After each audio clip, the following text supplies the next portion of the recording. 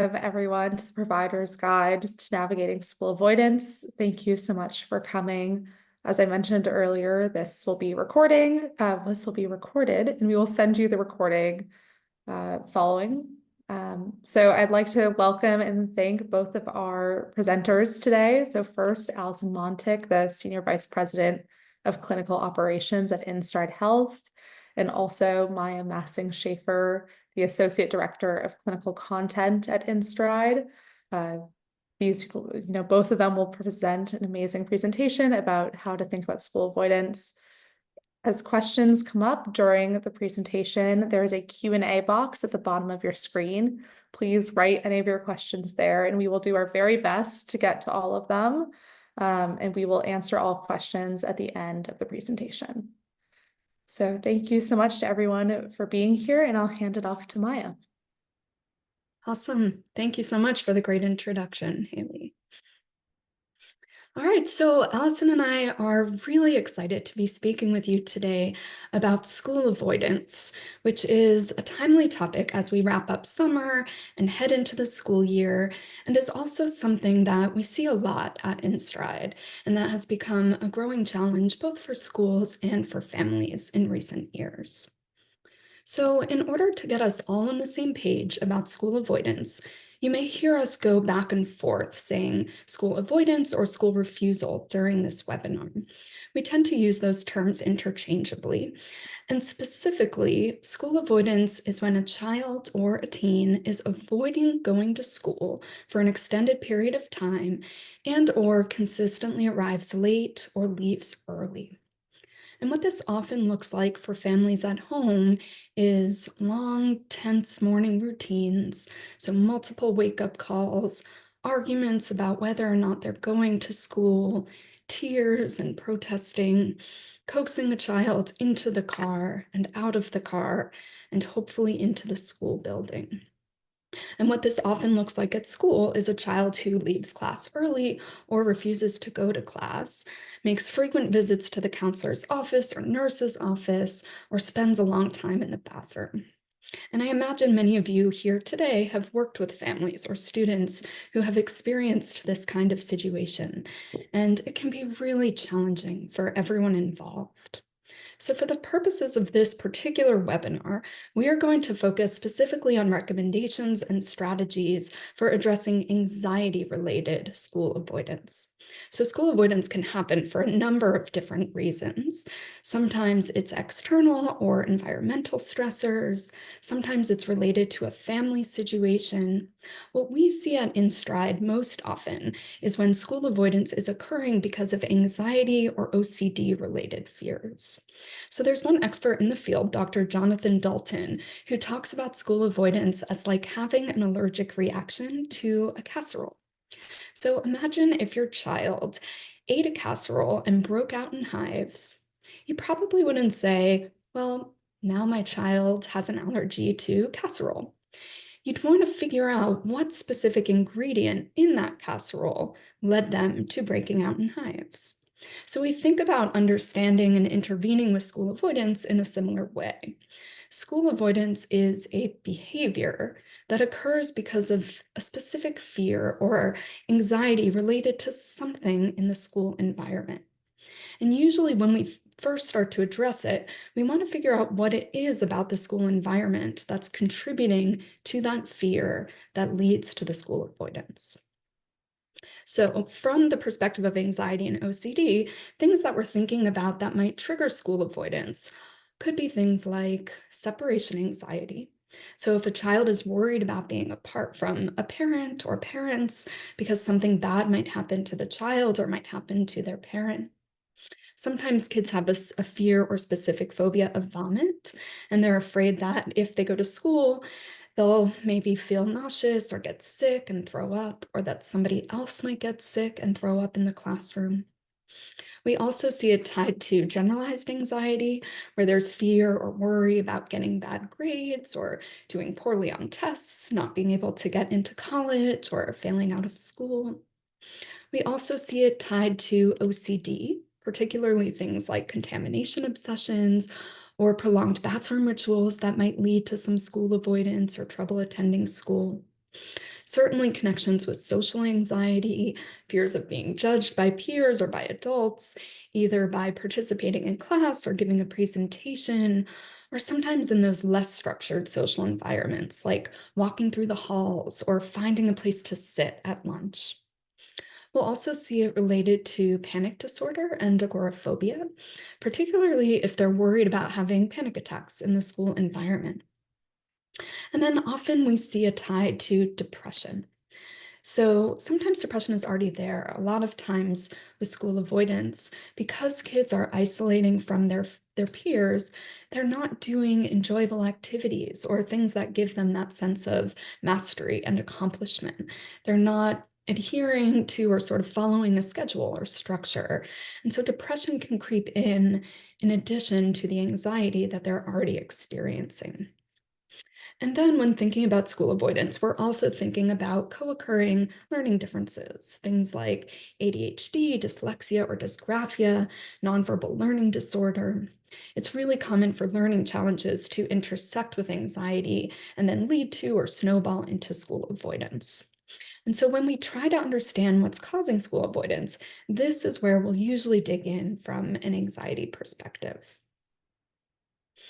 All right, so what I also want to talk a little bit about here is what maintains school avoidance once it's happening. It tends to snowball pretty quickly, and we think that there are a couple of factors that play big roles in maintaining school avoidance once it starts. So, the first, like we just talked about, is school is anxiety provoking in some way. There's something about the school environment that's uncomfortable, distressing, or creates fear or worry that leads a kid to want to avoid being in that situation, which makes sense, right? Something about the environment is uncomfortable for them, and so they try to avoid going there. From a behavioral perspective, we call that negative reinforcement. So, by not going to school, they get relief from the stressors at school, which reinforces the school avoidance behaviors over time. And not only that, but school anxiety gets worse the longer a child is out of school. The work piles up, class moves on, kids worry that everyone is going to ask them where they've been when they get back. And this makes anxiety and fear even bigger, which is why we say that school avoidance can snowball quickly. But it's not just that school is uncomfortable or anxiety provoking. Another big factor that contributes to school avoidance is that home is comfortable. When a kid is home, they have access to things that make them feel better. They're in a safe space. They may be able to use electronics or do preferred activities.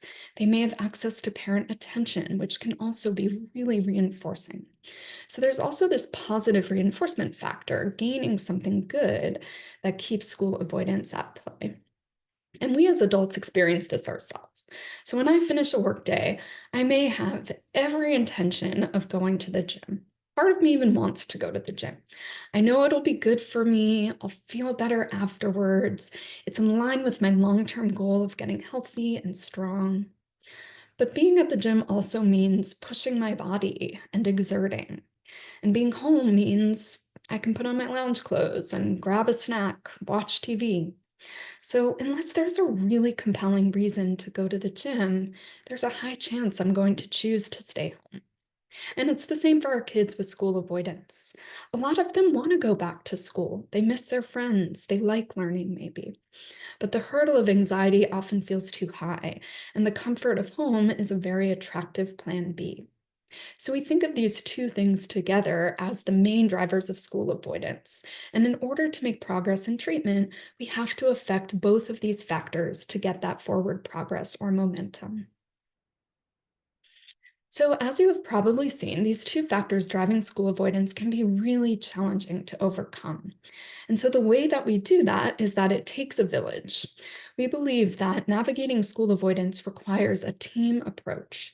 And there are three puzzle pieces that make up the team. So, first, we want to provide support to the child. We also want to provide support and coaching to parents. And we also want to connect with and coordinate closely with the school. In order for school avoidance treatment to be successful, we need everyone in the same boat, rowing in the same direction. So let's talk about each of these puzzle pieces. From the perspective of the child, we think it's most helpful to address that school-related anxiety through treatment. And that can be therapy with or without medication. And in therapy, we focus primarily on school reentry, first and foremost, because we know that that can snowball really quickly. And we want to intervene as quickly as possible while also supporting through gradual exposures, cognitive skills, and other coping skills to help support those steps forward. Then with parents, this is where we get at that home environment. So we work with parents to make home a little less comfortable. We'll often say we want to make home actually boring during the day. And we do that through reducing anxiety related accommodation and also removing access to privileges or making access to privileges like electronics contingent on taking steps towards getting to school, while also pairing that with validating a child's anxious feelings and rewarding those small steps to get to school. And then finally, with the school, we collaborate with them on creating a school reentry plan and also providing some time limited accommodations to set the student up for success. So, thinking through what are those barriers to getting back into school related to anxiety, and are there any changes that we can make or additional supports that we can provide in the school setting to help them have an easier time getting over those barriers as they take those small steps back into the building? And a lot of times this can be done through an IEP or a 504 plan, but it doesn't have to be. All right, so I'm going to share an example of a child in a family I worked with. This was a 10-year-old boy who, when I met with him, had missed 55 days of school in the last year, and 30 of those were just in the last few months.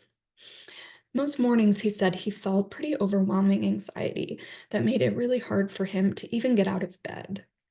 And when he did make it out of bed and out of the house, there were days when he wasn't able to get out of the car to enter the building, so he went home.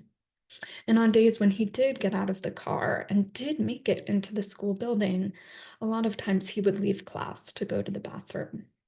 And so it got to the point, sadly, where the school had to file with the Department of Children and Families, DCF, due to his absences. And then to add to this, his parents, who were both extremely dedicated to their son and his return to school, were also in the middle of a divorce and living in separate homes, which only made things more challenging for them. So, as you can imagine, this was an incredibly stressful and hard situation for this child and for his family. And so, as we talk about ways to address school avoidance throughout this talk, we'll come back to this child and his family. But first, let's talk about how to approach assessment with school avoidance cases or understanding your patient's school avoidance. So, given those two drivers of school avoidance that we talked about earlier, there are two overarching questions that we want to explore when trying to understand a child's school avoidance. The first, as we've talked about, is what is the child avoiding at school? What about school is creating that anxiety related distress? And then, second, what is the child gaining at home? What comforts do they have access to during the school day? So, thinking about anxiety triggers at school, on this slide, we have a long list of common anxiety triggers that we'll present to kids and have them check off any that apply to them. So, you'll see things like talking to peers, having a panic attack, separating from caregivers, worry about grades, being teased or bullying, talking or presenting in class, the list goes on. And as you can see in the note on the bottom of this slide, we also want to be sure to consider any contextual factors that may be at play. So, for example, does the child have a medical condition that requires multiple doctor's appointments that make it hard to attend school consistently? So, for the child I worked with, he had several anxiety triggers at school. First, he was worried about being away from his parents. That felt pretty scary to him. He was also worried about talking to peers and worried a lot about what he'd say when he went back to school. He also felt anxious about presenting in class. So then we want to assess what are the variables at home that can make it feel really comfortable, too comfortable during the day. So here are some examples on this slide. Things like watching TV, playing video games, attention from parents, reading in bed, baking, doing fun projects. For younger children, often they'll stay home to gain some attention from a parent. And this might look like an 8-year-old staying home to cuddle with a parent or have a special lunch. And then older kids are often staying home to get some of those tangible rewards. So this could be a teen who stays home to play video games. And it can be helpful to do this assessment with both the child and the parent or parents to get the full picture of what could be making home comfortable during the school day. So, for the child I worked with, there were a lot of positive reinforcers at home. When he didn't go to school, he usually played Roblox and video games or watched TV. He also spent a lot of time in his bed, and he got to spend more time with his parents, who he wasn't seeing as much since going back and forth between homes. And then for older kids who might have a bit more insight, we can use a self assessment tool to try to understand what's driving their school avoidance. So here we ask questions like, what do you think is keeping you out of school? Is there anything that worries you or scares you at school? What makes your school avoidance worse? What do you do on days when you don't attend school, etc.? And then we also want you to be aware of this standardized assessment tool called the School Refusal Assessment Scale, developed by Dr. Christopher Carney, that you can also use to better understand your patient's school avoidance. All right, pass it to you, Allison. Thank you, Maya. And so I'm imagining that several people are checking off some of the boxes and saying, yes, this sounds familiar. And now what do we do about it? So we're going to move into that at this point. So before we start talking about a school reentry plan, we want to briefly talk about the cycle of avoidance. So anxiety and avoidance are like best friends, and it's a relationship that we really want to break up because the more the child avoids, the bigger and bigger the anxiety gets. So imagine that a child is afraid of dogs and on the sidewalk sees a neighbor walking with a large dog coming down the street, probably starts to feel very nervous, heart starts racing and gets very upset. And so if a child is afraid of dogs, likely what are they going to want to do? They're going to want to get out of there as quickly as possible, run to the opposite side of the street. And when they get there, they start to feel better. Maybe their heart pace returns, breathing returns to normal. They might have a smile on their face. And if they're with a parent, they're going to feel better too. Because again, a parent's instinct is to protect their child. And when their child is in distress, they feel in distress, their own anxiety goes up. And when they avoid, they both feel better.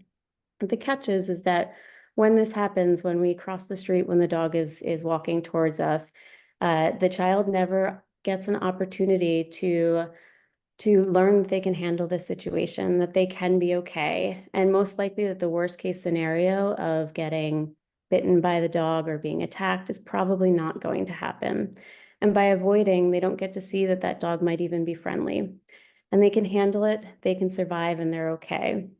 The same thing is true for school avoidance. The urge to avoid school may be completely understandable. And when a child avoids school, they may get relief in the moment. But in the long term, they don't get to learn that maybe it wasn't as bad as they expected or that they can handle it better than they realize. So while avoidance is natural and understandable reaction to anxiety, we do it because it makes us feel better. Avoidance actually grows anxiety and can make school avoidance worse in the long term. So one of the steps in treatment is to explain the cycle of avoidance. Now, here are some steps, key steps to the school reentry process. First, we want to have a school reentry meeting all together where we get the whole team on the same page. So that could include various school staff, like the school counselor, the principal, some teachers, a special education coordinator, whoever's going to be on the ground kind of supporting the plan on a day-to-day basis. It also includes outside providers like therapists and psychiatrists, and then of course the caregivers, parents, and the child. And we really like when the students involved in this meeting because it helps them feel some ownership. We want to empower them to feel like they have a say in how this goes, and we think that that's what's most likely to be successful. We'll talk more about this meeting in a moment, but want to really talk about what we mean when we say structured gradual reentry plan. On the next slide, we'll show an example of one of those plans. But the idea is to set this up as a gradual plan that is slow to start and builds upon itself, similar to a typical exposure hierarchy. And it can be hard to take a gradual approach because there's usually a lot of pressure and urgency felt around getting a child back into school. We need to get back to school full time. Parents and students will hear you're falling more and more behind. And so we like to talk about the metaphor of a marathon to help frame this for everybody. If we imagine that I want to run a marathon and I'm not a runner, which we don't have to imagine, I am indeed not a runner. If I decided to sign up for a marathon for next weekend, I would likely not be setting myself up for success. It would be really hard, likely very painful, and I would not finish it. Similarly, it may feel like running a marathon when we talk about having a child go from not attending school at all to attending a full day. There are better ways to prepare for a marathon, like starting by walking a couple of miles and then running 2 miles, then 4, then 8. There are many apps that will teach you how to get from the couch to a 5K, 10K, or a marathon. The important piece is not the specific plan that you follow, but that there is a plan that is gradual and that you can see where we are ending as our goal. And so we like to try and do the same thing with our kids that we're working with. We want to train them just like we would do with a marathon, starting very small, maybe just waking up on time and creating a structured school day schedule at home, then driving to school and sitting in the parking lot for a few minutes, maybe followed by meeting with a school counselor for a few moments, then maybe graduating to sitting in the learning center and doing some work at school. It's a one step at a time process, but with the ultimate goal in sight and in mind. At that meeting, we also want to identify the who, the what, and the when of reentry. So who is involved? How much is the counselor involved? How much is a preferred teacher involved? We will show an example on the next slide of a plan that worked well for one kid, but we recognize that it needs to vary depending on the child and what their fears are and what the timeline is going to look like and when that plan is going to start. The when, sometimes we do have questions about. The best time to start is as soon as possible. And there are some occasions which may not be the best first day in the plan. The Friday before a holiday break may not be the best first day. So we also want to think about what's going to set the stage for the best fresh start. So here's an example of a sample school reentry plan for the case that Maya mentioned before. I will just say we should keep in mind that there are many steps in between these. So this is just a general approach that was taken and also what could neatly fit on a slide for the purposes of presentation. So started out at the bottom by adding some structure to his mornings because he was sleeping in on school days. So even when just getting back into a school routine was really helpful to start. On school days, they had him get up in the morning when he normally would get up for school and take a shower, get dressed, eat breakfast, sit at a desk, and do work just like he would for a normal kind of school day. Basically a structured school day at home. And then once he was back on a school schedule and back on a good sleep routine, they started making contact with the school. And in this case, fit with the physical school building. So the first step was driving to the school in the morning or even at other times during the day. They wanted him to have as much contact with the school as possible, even when he wasn't ready to go inside yet. So a lot of times his parents would just kind of get him and his sister up in the morning. They would drive to school. His sister would go into the building and he would sit outside for 10 minutes and just get used to the anxiety of sitting in the car. And then once he was ready, with a lot of coaching and prodding, he was able to walk into the school building and meet a counselor. And it started by doing something fun, playing Uno with a counselor, which he really enjoyed. Then eventually he was able to go to a private room and do some work. For some students, that's a counselor's office. For others, it might be a library or an empty classroom. That way he didn't have to deal with a lot of the stressors that were big fears for him, like talking with peers. Another thing that we did at this stage was to visit his teacher in the classroom while the other kids weren't in the room, just to get used to the classroom again. So when he was used to being in the school without being around a lot of other students, he eventually then chose to add a couple of preferred classes to the schedule that he would go to and started kind of getting his feet wet, being in the classroom environment, and then going back to the asynchronous private room for other classes. His counselor, school counselor in this case, actually taught a health class, and so that was a perfect class for him to start with because he already felt comfortable with that teacher. And then eventually he was going to lunch too, and that was a big hurdle for him. And then eventually had him attending the majority of classes, but had built-in breaks for him to check in with the counselor or check in with his coach at certain times over the phone just to make sure he was doing okay and they felt that support. And then finally, he was back to a full school day with supports as needed. And so this is what a plan could look like. This was this individual's plan, and there were definitely bumps in the road, but it was very successful in the end. And I believe Maya had said this plan took about 4 to 5 weeks to fully get back into school. And although that may sound like a long time for somebody who has been absent from school for such a prolonged period of time, in the grand scheme, really did not feel like that long of a period, and also was set up for him in particular to be successful. So as we mentioned, one of the key elements of a successful school reentry is to have a school reentry meeting. And as we said, the meeting ideally happens with parents and caregivers, with the child, and with the school. In an ideal world, it takes place actually at the school if that's something the family can make work. And so we think about setting an agenda in advance to really set the stage and also set up for success. And we want to go over a few different items. We want to create that reentry plan, which we just talked about. In this case, as an alternate example to the 4 to 5 week one that we just went through, in this example, we will use a 10-day reentry plan, so a shorter plan, and we'll show you a template that you could use for that. In that plan, you're clarifying all of the things. So what should school schedule look like upon return? What are the expectations for arrival, for departure? Things like participation in each class along the way. You also want to establish who the school point person is going to be to serve as the go-to for communication with the child, the family, and then with any outside providers who are involved.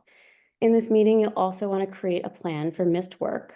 When kids have been out for a while, trying to think about the missed work and making up all that schoolwork, particularly if they're in a school with multiple teachers who are all giving out different assignments, that can feel like a mountain they have to climb and really add to the avoidance and anxiety. So it's really helpful to set up a plan and be very clear about what the expectations are, where there's going to be forgiveness, and we'll go over in a moment a worksheet that you can use for that. Since communication is important, and you will hear us say many, many times how important communication is in this process, it's important to set up a plan for that communication and be very explicit about it. So how are we thinking about communication between school and home and outside providers?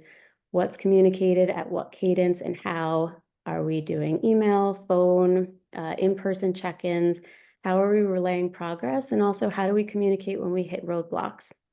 You'll want to determine whether there's going to be a reward plan, and if so, what that looks like, and brainstorm strategies together to use during the day. As we've mentioned, returning to school can be a bumpy process. And so you want to help the child what we refer to as cope ahead for how they're going to navigate these bumps. We're going to go over a cope ahead plan in a bit that you can use for this purpose. And then you want to leave time in that meeting for questions to ensure everybody is aligned, everybody is leaving, hearing, and understanding the same thing. And so that's the what of these school reentry meetings. We think the how is equally as important. It is tempting to focus on the past, what hasn't worked before, or concerns. We really recommend that when you lean into hope in these conversations, expressing confidence, showing that you feel excited for reentry, having there be a positive bent, that it sets everybody up for shared enthusiasm and hope and additional success.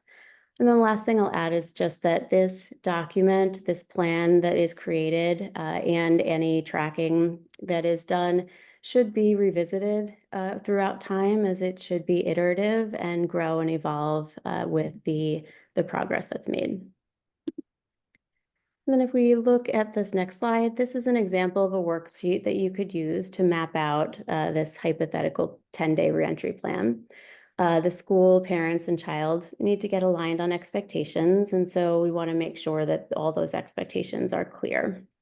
There are a few different options, and we've received questions around what's the best way to support reentry.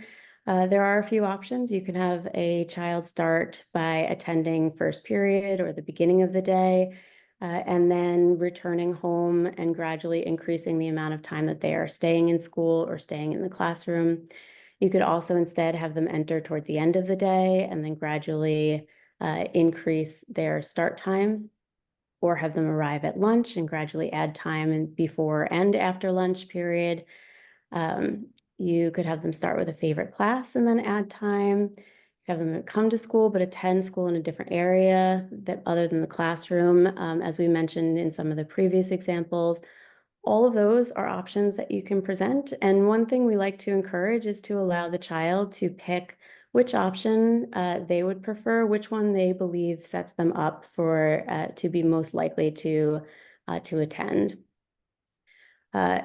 In general, we do find that the least risky option is to start with the beginning of the day and then add from there. When you begin in the morning, there's a lot less opportunity for things to go awry. And so it's a recommendation if that works for the family. A few tips to get started. Another thing we found to be helpful is to have the child enter from a separate entrance in the building, so you don't have all the hustle and bustle of the drop-off and the buses, or to have a family drop off the child after the rest of the children have settled into homerooms or classes, in order to allow time and space to support effective transition into school. And then gradually over time, you can work towards having them use the main entrance at the typical drop-off. Maya? All right, thank you, Allison. Also, thank you all so much for these wonderful questions. Feel free to continue submitting those through the Q&A rather than raising your hands, and we're really hoping to have some time to answer these at the end.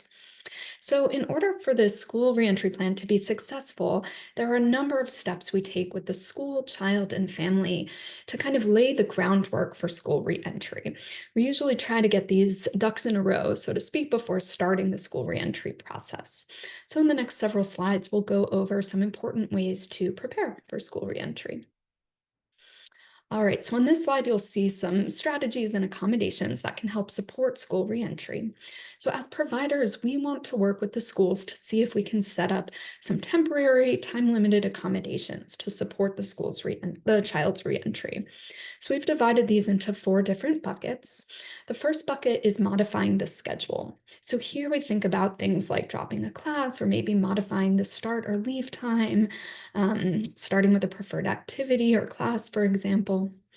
And then we have adjustments to school assignments. So this can look like work forgiveness so that kids aren't returning to that mountain of work. Then in the classroom, there are options like seating, so having the child pick a seat in the classroom, having them leave class early maybe if the school hallway is a challenge for them. Things like voluntary participation versus cold calling. Other strategies to consider would be a cope-ahead plan, which we'll talk more about, and then school-based rewards. So the way I'd like to think of this is we're really trying to make school more comfortable and home less comfortable. And so some of the best rewards or some of the best things that you can build into a child's school day are really focused on their area of interest. So there are kids we've worked with in the past where the rewards range from playing with Legos for 5 minutes in the school counselor's office to getting to play basketball in the gym throughout the day. And these are things that can really make a difference, especially in those early stages of school reentry. All right, and here's the worksheet that you can use to map out the missing work. So what's helpful here is to very clearly outline modifications to assignments. This is a super important part of the plan. Oftentimes there are many different teachers involved in a child's daily schedule, and all of that work being assigned as makeup work can feel like a mountain for the child, as we've said. So something that can be helpful is to pare down the amount of missing work to only include those key activities or projects that were essential to learning, and then build it into the home routine so that when the child isn't at school, part of making home boring or less comfortable is that they have the set of assignments that they need to do. And then we also talked about that reentry cope-ahead plan. So here's a worksheet that you can use. Cope-ahead plans are all about identifying potential challenges in the future and then figuring out how you deal with them in advance during a calmer moment rather than in the moment of crisis. So with the school reentry cope-ahead plan, what you're doing here is you're helping the child identify what are the potential roadblocks that are going to make it harder for them to stay in school. And then what are the skills and strategies they can use to respond in those moments? And then also some mantras that they could say to themselves. So different kids respond to different mantras, but some of the common ones that we like to use are, yes, this is hard right now, and it will get easier. I am riding the wave of my anxiety. And I'm sure there are many others in your back pocket that would be helpful too. And then, kind of along the lines of mantras, it's just helpful to come back to the why. This is such hard work. And so, really helpful to ground it in why this matters to the child. And then, another thing, we also had plans for what would happen if they had the urge to leave school and go home. So, would they take a break? Would they go get a drink of water? How would they let the teacher know? And what would be the plans that everybody is on board?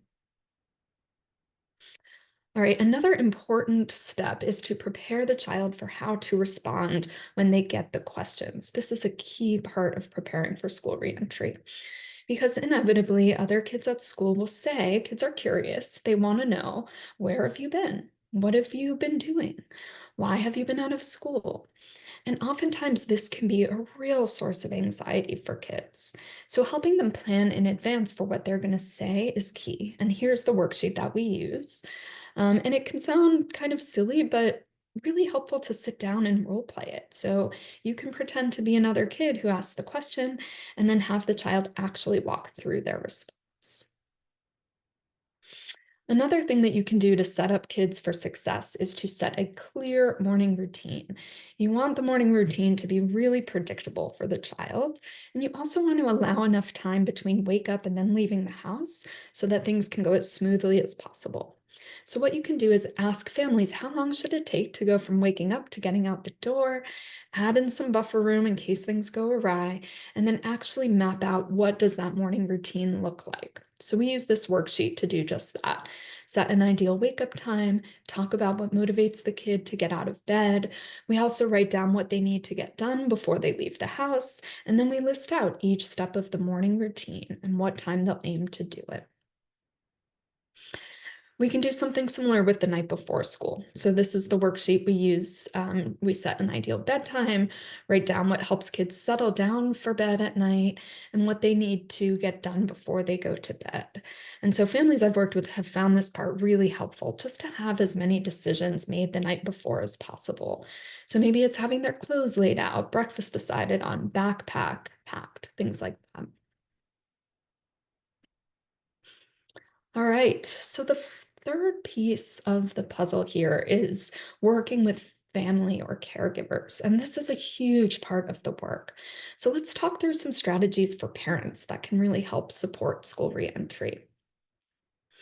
So here's some tips when working with parents.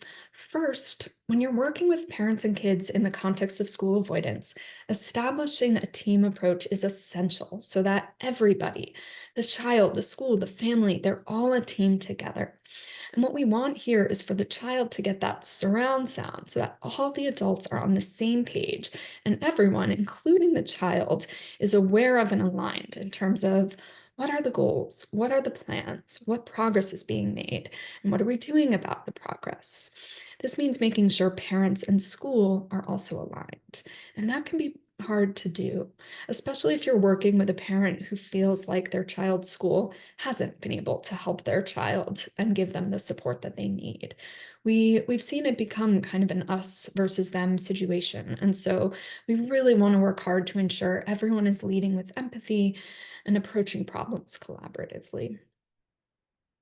And then second, it's also really hard to be a parent when your child is avoiding school. And sometimes family members can feel defensive. They can feel anxious. They may feel really frustrated or discouraged or ineffective. A lot of families will say, I just feel like I'm the only one. I'm the only one whose kid doesn't just run into school happily. And that can be really hard, both for the child and for the parent. And not only do they feel alone, but they're maybe not getting much support or community around them. It can be very isolating. And so it can be helpful when you're working with families to lean in on that validation, lean in on acknowledging and empathizing with the difficulties, the challenges, help them feel heard and understood, and remind them that it's not their fault. So, the next tip is to help parents support their child in facing their fears and taking those gradual steps to get back to school. So, we'll talk a little more about how to do this in the next slide. So, for tip number 3, we use a model called the peer model at InStride. And this is a way to think about how parents can respond effectively to their child when they're in distress. So, here's a quick overview of how it works. The first step is to pause. We talk a lot about the power of the pause. And pausing is so important because it gives parents a moment to decide how they want to respond, rather than automatically responding in reaction to the emotions they're feeling in the moment and that their child is feeling. So when you have parents pause, have them do a little mindfulness practice. Observe their own reactions. What are they feeling? What thoughts are they having? What do they have the urge to do? And also, what's going on around them? What do they notice about their child's feelings and behaviors? So, the purpose of the pause is really to help parents take some deep breaths and make a decision about how they want to show up in those moments when a child is struggling to get to school. And it doesn't have to be perfect, good enough is great. So the next step here is express validation. So validation is all about telling a child that their emotions make sense. You can say something like, it makes sense that you would be feeling nervous about going to school today. I get it. And then we want to have parents gently encourage brave behavior, even if it's just taking one small step. So this helps parents show their child that they feel confident that they can handle it, even if it's scary and uncomfortable. So we teach parents to say things like, hey, I know how hard this is. I get that this feels really scary. And I know you can do it. What's one small step you could take? And so, really key with this piece here is that you need both expressing validation and encouraging brave behavior to be effective. And then the last step here is to reinforce the child for any brave behavior. So that could look like praise, hey, great job doing that exposure, or using a reward system. And we highly recommend that you work with parents to build a tangible reward plan for their child for doing exposures and following the reentry plan. So this would be a plan that clearly lays out expectations for school reentry and associated rewards. So with the case example I talked about earlier, we came up with a reward for each step on his hierarchy. So for example, if he went to class when he was supposed to, then he got money in a cash app that he could use towards baseball lessons. And this was all really motivating for him. And then the last tip, tip number 4 at the bottom of the slide, is we want to encourage the family to make home less comfortable during the day. We really can't say that enough. So this looks like first assessing all the ways that home may feel comfortable, and then developing a plan to remove those comforts during the school day. And I think one of the barriers that we've seen a lot is tech access. So we've had family members who, for example, are working during the day. So how do they eliminate internet access when they're working from home themselves and need it? So we've done some real problem solving with families to figure out how do you do that, for example. And when you do this, you want to make a plan with parents and encourage them to be direct with their child. So you want them to say in advance, I've been allowing home to be comfortable because I thought I was being helpful to you. And what I've learned is that actually it's making it a lot harder to get to school. I love you and I'm not willing to make it harder. So starting tomorrow, I'm no longer going to fill in the blank, allow you to stay in your room during the school day. And then tell parents to be prepared. It gets worse before it gets better.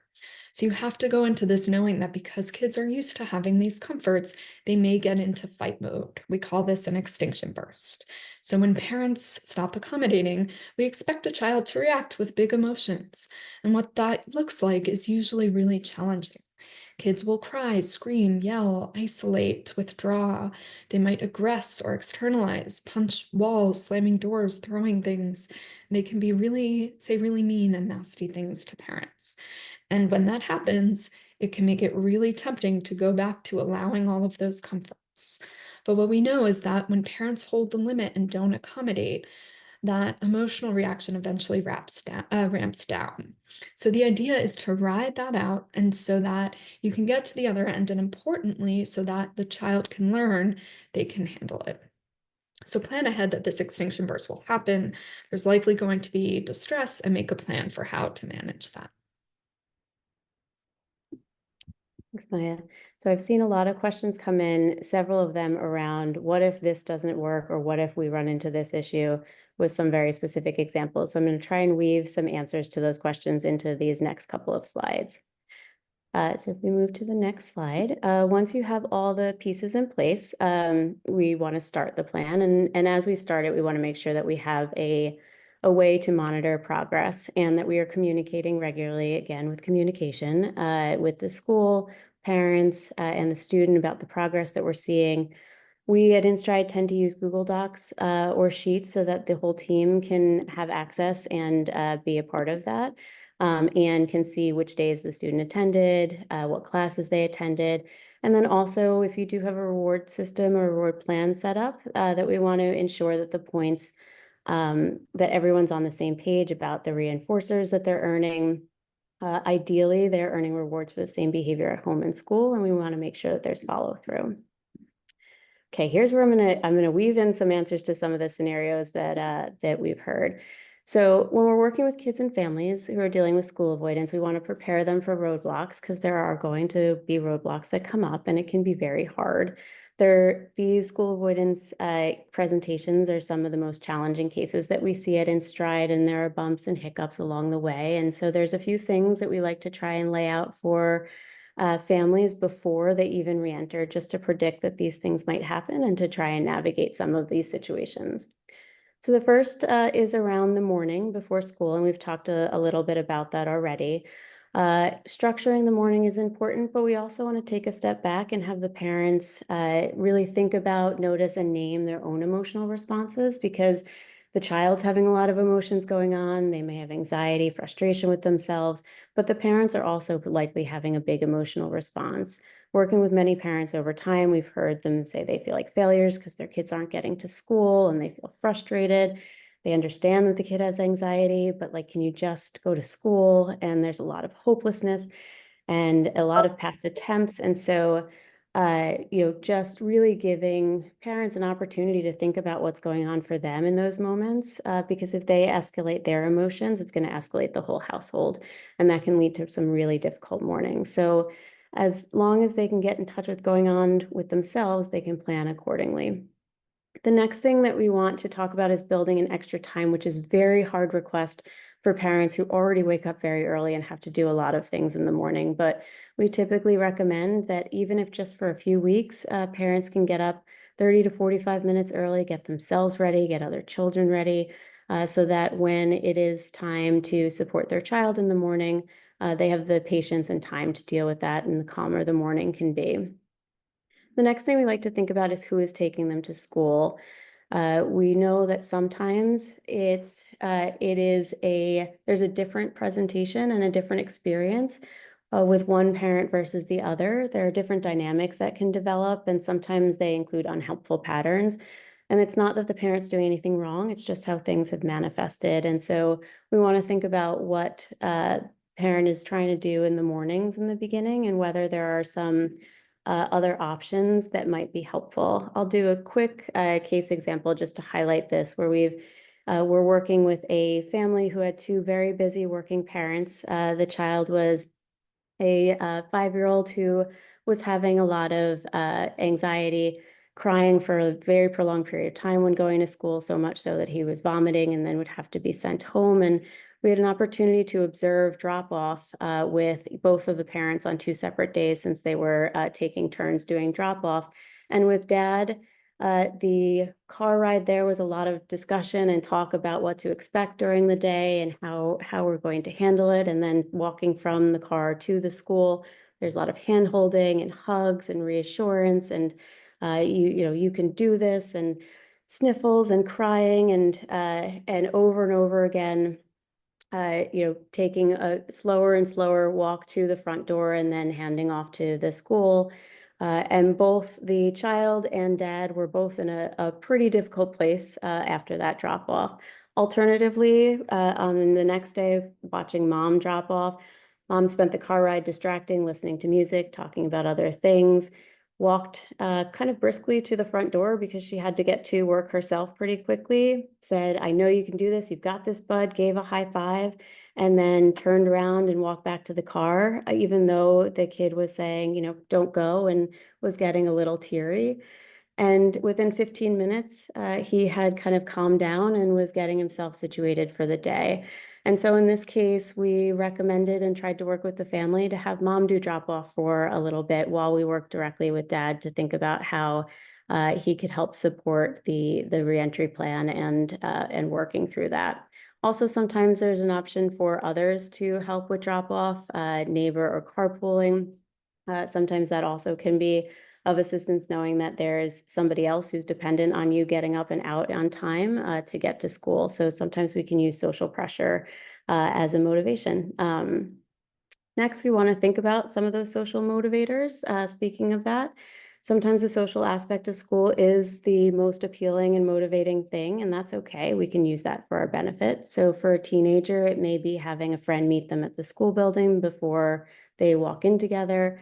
Also, for younger kids, maybe it's having a special task that the teacher assigns them to do in the morning, like feeding the fish to make them feel special, make them feel a little excited, and also a little bit of pressure that the teacher or the fish are waiting for them to get there. And so these are some of the things that we can think about. We also want to think about reinforcers. So we talked about how there could be a lot of reinforcing things at home. And if we feel like we've eliminated all of them, but things are still not working, we want to reevaluate. So is there anything still reinforcing avoidance at home? Maybe we've taken away the screens and they are sitting at the table doing work, but mom is still walking back and forth throughout the day, and so her presence is still there, and maybe that's enough to keep the child comfortable. Or maybe there's a nice hot lunch that's being served at home that they won't get at school. So really trying to think about any additional factors that we have to change to make home not the best choice. We also want to think about parental attention. We tell our parents that their attention is their superpower, and even kids who don't seem to care, like teenagers who roll their eyes at praise, they all like it. All kids want praise from their parents, as much of it as possible, and it's really, really powerful. Also, we want to think about the fact that kids are getting a lot of negative attention and questions about why aren't you going for school? The school's not happy, the parents aren't happy. There's a lot of negativity. So a little bit of specific labeled praise can go a long way. And when we say labeled praise, it is not just the generic, you're doing a great job, but you did a great job going in and talking to your school counselor today, or you did a great job getting up and into the car on time. And then finally, resetting expectations. So we want to expect trial and error, just like the marathon example. We know that even if you have a great plan for training for a marathon, sometimes there may be injuries or illness, or you just don't feel like getting up at 5 a.m. And so we want to prepare families for this, that setbacks or bumps don't mean that the whole plan has gone awry. We want to expect 2 steps forward and 1 step back, because if we don't prepare for families for this, they tend to think that we're getting back to square one if a child has gone to school for a few days and then misses a subsequent day. We really want to help families think about, instead of she went for 4 days and then didn't go today, we say, she went for 4 days, she didn't go 1 day, and it's a setback, and it's normal and expected. It takes patience from everybody on the team, and that's why it's so helpful to have a team that's communicating regularly. So one last final quick piece that I will touch on is just around how to prepare for breaks, and how to think about returning to school from breaks, which can be really hard for kids who have school avoidance. Some recommendations, and these are not recommendations that you need to follow for all kids, but certainly very helpful for those with a history of school avoidance. The first one is to maintain that structure at home. It's hard to talk to parents about waking up at school time when it's a long weekend or a vacation, but it is really important for these chronic school avoiders to maintain that same routine of getting up, setting an alarm, getting dressed, brushing teeth, taking a shower, all of those same components of that morning routine. The next is to make sure that kids stay socially connected. Luckily, right now, there is a lot of ways to stay connected, and we want to make sure that those are maintained even during breaks. Additionally, expect anxiety to occur. We know that there is a lot of anxiety that happens for all of us when we are absent for a prolonged period of time from work, for example. And so expecting that there will be anxiety in preparation for the return to school, and that it's important to get over that hump, to move through this process, but to expect that that will be something that comes up during breaks, and to have a cope ahead strategy, have a plan for how we are going to work on that during those breaks. In addition, as we talked about the cope ahead plan, we like thinking about this with our kids, as Maya mentioned earlier, thinking about how a child might feel the morning after a break, starting to write down what those thoughts and feelings might be, and then preparing some responses, having them think about what they would tell themselves on that Monday morning to be able to prepare to think about how they're managing their anxiety in the moment. And then lastly, thinking about ways that we can continue school exposures even when they're out of school. So still maybe driving past the school with younger kids, having them play on the playground at the school, older kids maybe just going onto school property, walking around the track, but really just trying to maintain familiarity and contact with the school so that it doesn't feel as harsh when they are re-entering, and hopefully will be an easier transition back. So these are some of the ways in which we help families during breaks. So hopefully I wove in quite a few of those the scenarios that were asked, although I do know we have some additional questions. I will turn us back to Haley for just to close us out, and then talk about next steps for those who might have questions that we didn't get a chance to answer today. So thank you, everyone, and thank you, Maya and Allison, again for your fantastic presentation. As a quick note, many of you may have patients who would benefit from specialty anxiety and OCD care, in which case InStride has been, doing the specialist work and does an incredible job. So for those of you who would like to submit applications or refer patients, it's very easy. So patients, parents, and providers can all submit applications on our website, which is instride.health. Families are contacted within 24 hours, and treatment generally begins within 1 to 4 weeks. The list of states we are currently available in is along the bottom of this.